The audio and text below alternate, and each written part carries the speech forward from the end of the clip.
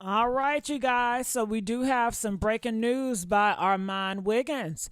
He says this on his Instagram just 5 minutes ago.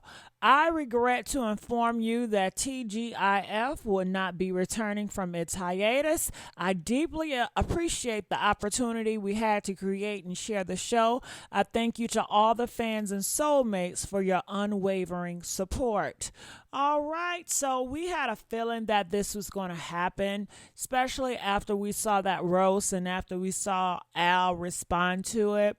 They said after Armand did that roast, Al, he acted like he was okay with it in front of the cameras, but that was just the front because Al, he has to put on airs so it won't make it seem like he's bothered or whatever because he's so Hollywood, right? Girl, behind the scenes, Al was upset. He was disgusted by everything. And he said, you better apologize to me right now, goddammit. And they said, Armand would not apologize. Armand said, well, I've been hurt too, honey. Girl, I tell you one thing. So we haven't knew what was going on. We knew Claudia. She did the interview. Do you think Claudia interview is hurting this? I'm not sure. Claudia has been very forward and talking about this situation from posting on the internet to doing this big old interview with Carlos King. And right after the interview, they decided not to do it. Armand has been quiet about the whole thing, but everybody else has been pretty much talking. Al been hitting around talking about it. So I want to play a little clips so you guys can get an idea of what happened. Check this out. I didn't know what Armand's going to say. He didn't know what I was going to say. I'm going to hear it with y'all. And Armand asked Joyce, the head of programming, like, do you want to hear my roast before I do it? She's like, no, I'll hear it. Just, don't say the ex-wife's name on a platform, out of respect. And okay, cool. That's it. So when he went, I was like, oh my God, like what? But everything he was saying was true. But I didn't put a battery in his back. I didn't tell him what to say. Again, do you think Armand is going to let me manipulate him and tell him what to say? He came up with his own assessment. He's been there long enough. There's already been drama there. And he just told what he saw. And he's like, it's a roast. Like, it's a roast. People get very personal in roast. And what makes it gag worthy is if it's based on some sort of truth. Mm-hmm. So what he said was, you're a cloud chaser and some of the antics and the shenanigans and the words you mispronounce, these are not things that people don't know. The soulmates know he says woman and successful funny. Just like I mess up on certain words. I can't say Western Union properly without straining. So take us back to that day. That roast happened. And the moment it went to commercial break, what happened?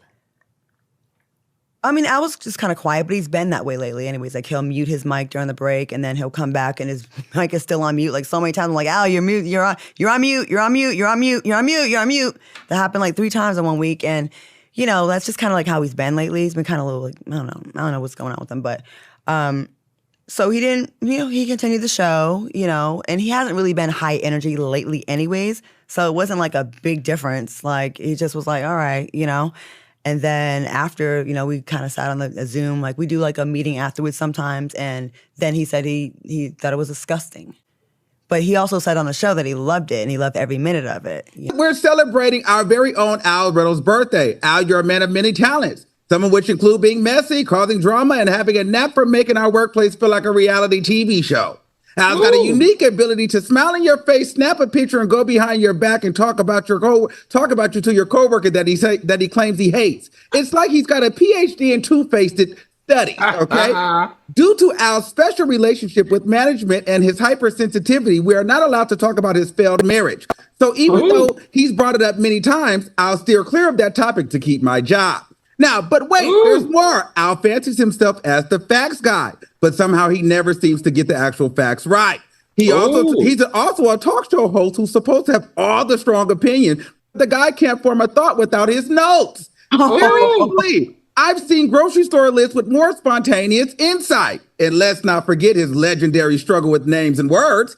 Al, it's successful, not successful. It's like watching a toddler trying to pronounce spaghetti. Oh, and how could I forget Al's clout chasing antics. He's got all these celebrities friends, but the best part, none of these celebrities actually know they're supposed to be friends with him.